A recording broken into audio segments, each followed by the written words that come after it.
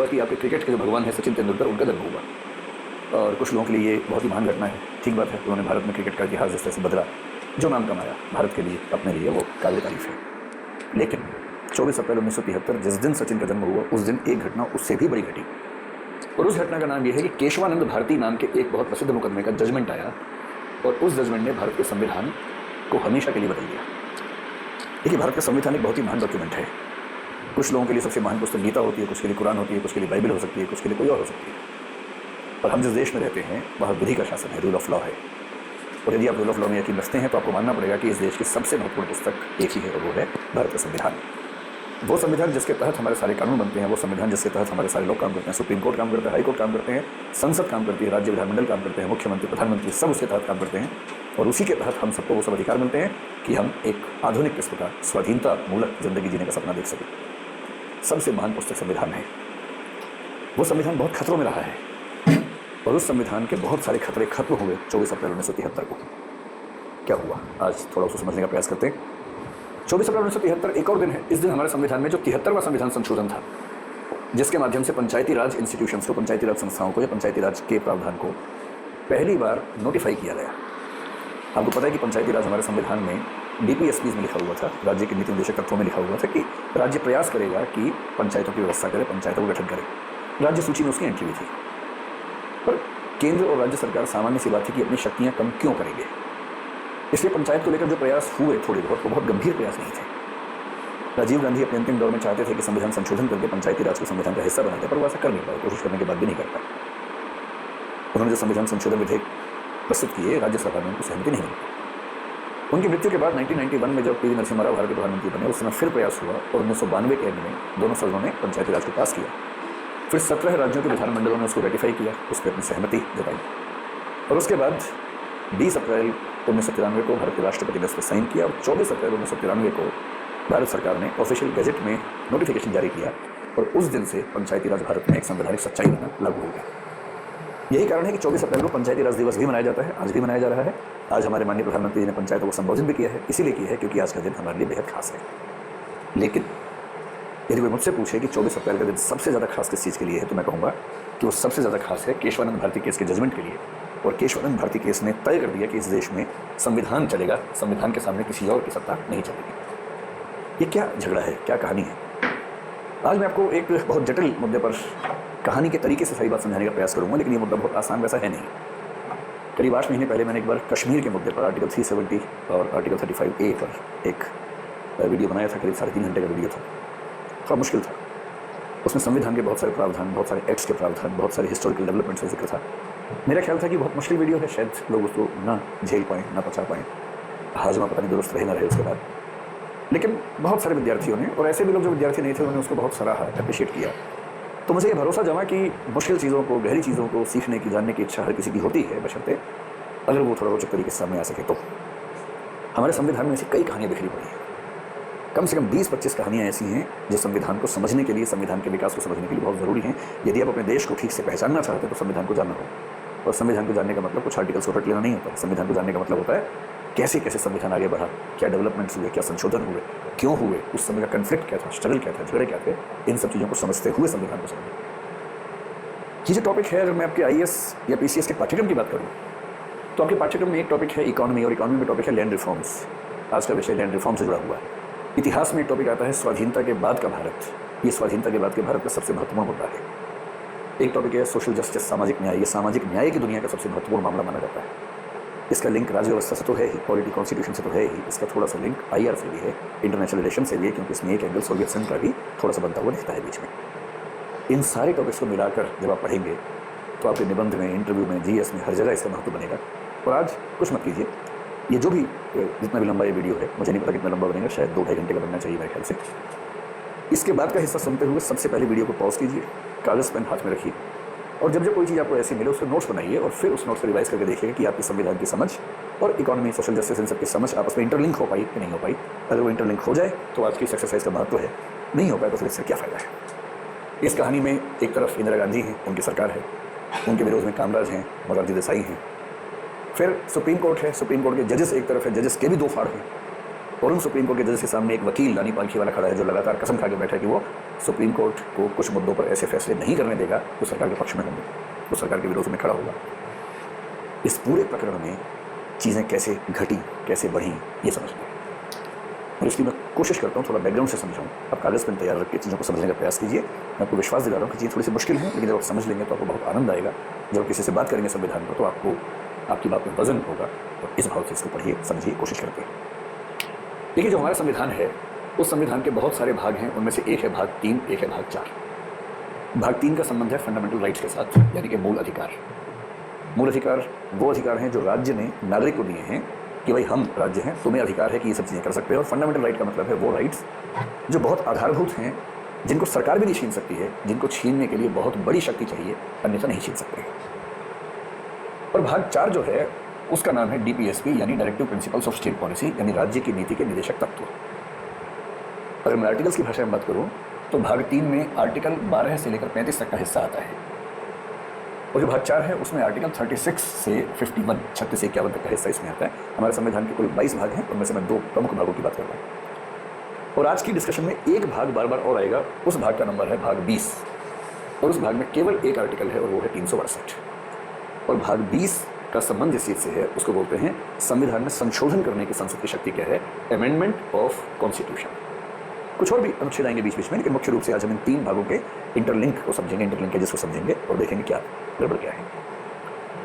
जब संविधान बन रहा था, संविधान सभा में तरह तरह की विचारधाराओं के लोग थे। उनमें कुछ सहमतियां थी, कुछ विरोध थे। कुछ समाजवादी थे जो मानते थे कि धन का वितरण समाज में समानता से होना चाहिए। कुछ उदारवादी थे, लिबरल्स थे। लिबरल का मतलब होता है जो पूंजीवाद का समर्थक हो, जो मानता हो कि आर्थिक विषमताओं में दिक्कत नहीं है, यदि किसी व्यक्ति ने मेहनत से ज़्यादा पैसा कमाया है तो जस्टिफाइड है। कुछ गांधीवादी थे जो महात्मा गांधी के रास्ते पर चल रहे थे। थोड़ा ध्यान रखना है कि महात्मा गांधी की जब मृत्यु हुई 1948 में 30 जनवरी को, तब संविधान बनने की प्रक्रिया नहीं था। अगर महात्मा गांधी संविधान बनने तक रह जाते तो हमारा संविधान ठीक वैसा नहीं होता जैसा हुआ है। उनके होते हुए संविधान में कुछ चीज़ें ज़्यादा महत्वपूर्ण हो जाती, कुछ चीज़ों का महत्व कम होता, पर ऐसा नहीं हुआ। बहरहाल इन सारी विचारधाराओं में झगड़े थे। सबको लगता था कि हमारा संविधान ऐसा हो वैसा हो।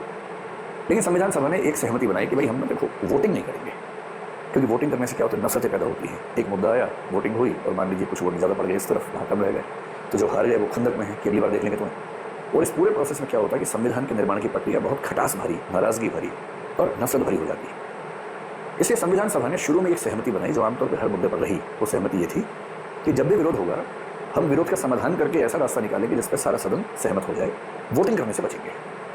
ये हुआ भी, और हमारे संविधान सभा ने लगभग हर मामले को इस तरह से मैनेज कर लिया कि बिना मत विभाजन के, बिना वोटिंग प्रक्रिया के संविधान में चीज़ों को शामिल किया जा सके। इससे क्या हुआ? इससे ये हुआ कि बहुत सारे अंतर्विरोध संविधान के भीतर समा गए, बैठ गए। कैसे बैठ गए? एक उदाहरण देते हैं। मूल अधिकारों के बारे में ध्यान रखना है कि मूल अधिकारों में एक आर्टिकल 13 और एक आर्टिकल 32, ये दोनों सुनिश्चित करते हैं कि यदि किसी व्यक्ति के मूल अधिकार खतरे में हो। मूल अधिकार क्या है? समानता का अधिकार है, स्वतंत्रता का अधिकार है, धार्मिक स्वाधीनता का अधिकार है, शोषण के विरुद्ध हमारे पास अधिकार है कि हमारा शोषण ना हो सके, माइनॉरिटीज़ के पास राइट्स हैं कि उनके एजुकेशनल, रिलीजियस, कल्चरल जो इंस्टीट्यूशन है उनको पूरा सम्मान मिल सके। ये सारे अधिकार हैं। व्यवसायिक अधिकार है, अभिव्यक्ति का अधिकार है, आप अपनी बात को कह सकते हैं बिना किसी का अनावश्यक अपमान किए, अपनी बात को कह सकते हैं। ये सारे मूल अधिकार हैं। और हमारा संविधान सुनिश्चित करता है आर्टिकल 13 से और मुख्य रूप से आर्टिकल 32 से कि यदि किसी व्यक्ति का कोई अधिकार खंडित होता है, मूल अधिकार, तो सीधे सुप्रीम कोर्ट हो जाए, हाई कोर्ट भी जा सकता है, लेकिन आर्टिकल 32 के तहत तो सीधे सुप्रीम कोर्ट भी जा सकता है। और सुप्रीम कोर्ट में गुहार लगाए कि हुजूर, जैसे जहांगीर के ज़माने में घंटी बजाई जाती थी वैसे ही सीधे सुप्रीम कोर्ट जाए कि हुजूर मेरे मूल अधिकार खतरे में है। और सुप्रीम कोर्ट सीधे उसके रिट पिटीशन को सुनेगा, उसकी याचिका को सुनेगा और फिर जो ज़रूरी आदेश है राज्य को देगा और सुनिश्चित करेगा कि किसी भी व्यक्ति के मूल अधिकार खतरे में न जाए। इसके विपरीत DPSP जो है, इसका संबंध इस बात से है कि राज्य को कैसा होना चाहिए, शुड बी, कि राज्य को किस तरह का होना चाहिए, उसे कैसा बिहेव करना चाहिए, राज्य की जिम्मेदारियां क्या बनती हैं। इसको बोलते हैं directive principles of state policy. आपको पता है कि आज़ादी की लड़ाई में किसान भी शामिल थे, जो जनजातियां थी वो भी शामिल थी, दलित समाज भी शामिल था, अन्य पिछड़े वर्ग भी शामिल थे, महिलाएं भी शामिल थी, बूढ़े भी थे, बच्चे भी थे, सब शामिल थे। गाँव में भारत की ज़्यादा आबादी रहती है, गाँव की आबादी भी शामिल थी। आज़ादी का सपना सबका एक जैसा नहीं था, सबका अलग अलग था। किसानों के लिए आज़ादी का मतलब था जमींदारों से आज़ादी, कि वो अपनी ज़मीन पर खेती करें और खेती का पूरा उनको लाभ मिले। क्यों किसी ज़मींदार को लगान दें? उनके लिए मतलब था। जनजातियों के लिए मतलब था कि जो दिक्कू लोग हैं, शहर के लोग हैं, जो शोषण करते हैं, उन शोषण करने वालों से आज़ादी मिलनी चाहिए। महिलाओं के लिए आज़ादी का मतलब केवल ये नहीं था कि देश की संसद में भारत के कुछ लोग बैठ जाएंगे जाकर। उनके लिए मतलब था कि महिलाओं को नीति निर्माण में और सारी डिसीजन मेकिंग पावर में हिस्सेदारी मिले, उनके घर के काम को गरिमापूर्ण सम्मान मिले, घर के काम में पुरुष हिस्सेदारी निभाएं और वो भी सामाजिक जीवन का हिस्सा बन सके। जब इन सब वर्गों ने भूमिका निभाई थी अपनी अपनी, तो स्वाभाविक है कि अब इन सबकी इच्छा थी कि उनको भी तो सम्मान मिलना चाहिए। तो डायरेक्टिव प्रिंसिपल्स में कुछ ऐसी बातें लिखी हुई थी कि राज्य को क्या क्या करना चाहिए, जैसे राज्य को कोशिश करनी चाहिए कि आय का जो वितरण है उसकी असमानताओं को दूर करे, यानी कि बराबरी, समाज में आर्थिक बराबरी जहाँ तक संभव हो ला सके। अब हुआ क्या, हमारे संविधान में कुछ बेसिक कॉन्ट्रडिक्शंस थी, जैसे इन्हीं में कॉन्ट्रडिक्शन था। मैं कोई एग्जांपल लेकर समझाता हूँ। अगर एग्जांपल की बात करूँ तो एक फंडामेंटल राइट है जिसको बोलते हैं संपत्ति का अधिकार। अब तो वो नहीं रहा, अब तो उसको जब मोरारजी देसाई की सरकार बनी 1977 में, उसने 44th अमेंडमेंट से उसको हटा के एक लीगल राइट बना दिया। पहले वो फंडामेंटल राइट था। लीगल राइट का महत्व कम होता है, फंडामेंटल राइट का महत्व बहुत ज़्यादा होता है। और संपत्ति का अधिकार कहाँ था? संपत्ति का अधिकार एक तो था आर्टिकल 19(1)(f) में और एक था आर्टिकल 31 में। इन दो आर्टिकल्स में था। ये कहता था कि भारत के प्रत्येक व्यक्ति को, नागरिक को संपत्ति के अर्जन, धारण और व्ययन का अधिकार होगा। यानी आप प्रॉपर्टी को एक्वायर भी कर सकते हैं, यानी खरीद भी सकते हैं, पेरेंट से भी ले सकते हैं, आप उसे रख भी सकते हैं, आप उसे बेच भी सकते हैं, गिफ्ट भी कर सकते हैं, कुछ भी कर सकते हैं, आपका राइट है। और एक फंडामेंटल राइट था। और आर्टिकल 31 कहता था कि किसी व्यक्ति की संपत्ति को छीनना आसान नहीं होगा, इसके लिए कुछ एक प्रोसेस था। और उस प्रोसेस में यह भी था कि उस व्यक्ति को संपत्ति के बदले कंपनसेशन देनी होगी, उसके बाद ही राज्य संपत्ति छीन सकेगा, और वो भी केवल लोक हित में, न कि किसी व्यक्ति विशेष के हित में। अब एक तरफ संपत्ति का अधिकार फंडामेंटल राइट था, दूसरी तरफ डीपीएसपीज में आर्टिकल 39B और 39C, ये दोनों बहुत महत्वपूर्ण है। आर्टिकल 39B और 39C कहते थे कि राज्य को प्रयास करना है कि विभिन्न वर्गों में, अमीरों और गरीबों के बीच में जितनी ज़्यादा बराबरी हो सके आर्थिक, वो हो सके, और उसके लिए राज्य को ऐसी नीतियाँ बनानी चाहिए। आप सोच के देखिए, अगर एक तरफ संपत्ति का अधिकार मूल अधिकार है, इसका मतलब है कि जमींदारों के पास जो संपत्ति है वो भी उनका मूल अधिकार है। जितने अमीर लोग बड़े बड़े हैं, उनके पास जितनी संपत्ति है वो उनका मूल अधिकार है। तो जब तक आप उनकी संपत्ति से कुछ ले नहीं पाएंगे, आप गरीबों को बांटेंगे कैसे? और इसका मतलब ये हुआ कि इस डीपीएसपी को लागू करने में जो चीज़ आड़े आने वाली थी, वो एक मूल अधिकार ही आड़े आने वाला था। फिर देखिए, हमारे संविधान में एक आर्टिकल है 14, एक है 15। 14 से 18 तक के सारे आर्टिकल्स को बोलते हैं समानता का अधिकार। 14 तो एक बेसिक आर्टिकल है, 15, 16, 17, 18 उसके विभिन्न हिस्सों के बारे में है। और शिक्षा के स्तर पर समानता की बात जिस आर्टिकल से निकलती है उसको बोलते हैं 15। आर्टिकल 15 कहता है कि देश में सब लोग समान होंगे, कोई भेदभाव नहीं होगा, विषमता नहीं होगी। अब वो equality before law, equal protection of laws, ये दो व्याख्याएं हैं जो कभी और हम विस्तार में समझेंगे इनका क्या मतलब होता है। लेकिन अगर इसका ये मतलब है कि देश के प्रत्येक व्यक्ति को शिक्षा के मामले में या अन्य मामलों में समानता हासिल होगी, वहीं दूसरी तरफ आर्टिकल 46 जो कि डीपीएसपीज में है, वो ये कहता है कि राज्य प्रयास करेगा कि जो SC हैं, ST हैं या अन्य कमज़ोर वर्ग हैं समाज के, उनके शैक्षिक और आर्थिक हितों की अभिवृद्धि हो सके, सुरक्षा हो सके, उन्हें शोषण से बचाया जा सके। अब आप सोच के देखिए कि मान लीजिए कि किसी समाज में कुछ जातियों के लोग, जिनकी आबादी 10% है, किंतु शिक्षा के क्षेत्र में उनकी भागीदारी 80% है, 90% है। और कुछ ऐसे समूह हैं, कुछ ऐसी जातियां हैं, समुदाय हैं, जिनकी जनसंख्या की भागीदारी 70% है, 50% की शिक्षा में 5%, जैसे महिलाएं ही हैं। आबादी में 49, 48, 47% है, और शिक्षा की दुनिया में उनकी भागीदारी उच्च शिक्षा में आके 1% के आसपास रह जाती है। जब तक इनको विशेष सुविधाएं नहीं देंगे, तब तक बराबरी कैसे आएगी? इसलिए आर्टिकल 46 और आर्टिकल 15, 14 के बीच में कॉन्ट्रडिक्शन दिखता है। और ये कॉन्ट्रडिक्शन शुरू में कुछ लोगों को नजर नहीं आया, लेकिन तुरंत नजर आना शुरू हुआ जैसे संविधान लागू हुआ। एक और इंटरेस्टिंग सा केस है, आपने शाहबानो केस का नाम सुना होगा। हमारा देश आर्टिकल 25 से लेकर 28 तक, मुख्य रूप से आर्टिकल 25 में एक और हमें अधिकार देता है, वो है धार्मिक स्वतंत्रता, रिलीजियस फ्रीडम, कि हर व्यक्ति अपने अपने धर्म के हिसाब से रह सकता है। उसे राज्य बाध्य नहीं करेगा अपने धर्म के विरुद्ध जाने के लिए, अपने धर्म की बातें माने, उसका आचरण करे, उसका प्रचार करे, प्रचार भी कर सकता है। ठीक है, धर्म का प्रचार, धर्म का पालन, धर्म की संस्थाओं को मानना, ये अधिकार होना भी चाहिए। लेकिन आपको ये भी पता है कि हर धर्म के भीतर कुछ ऐसी चीज़ें हैं जो उसी धर्म के कुछ नागरिकों को बाकी नागरिकों की तुलना में कमज़ोर बना देती हैं। उदाहरण के लिए, जो शरीयत एप्लीकेशन लॉ है 1937-38 का, जिसको हम मुस्लिम पर्सनल लॉ आमतौर पर कह देते हैं, उसमें ये प्रावधान था कि एक मुस्लिम पुरुष एक समय में 4 विवाह कर सकता था। अब सवाल यह है कि मुस्लिम पुरुष को अगर 4 विवाह की आज़ादी है, छूट है धार्मिक कानून के तहत, और धार्मिक व्यवस्थाओं को मानने की छूट मूल अधिकार के रूप में, तो इसका मतलब ये भी हुआ कि इस वजह से उस धर्म की महिलाओं के साथ अन्याय होगा।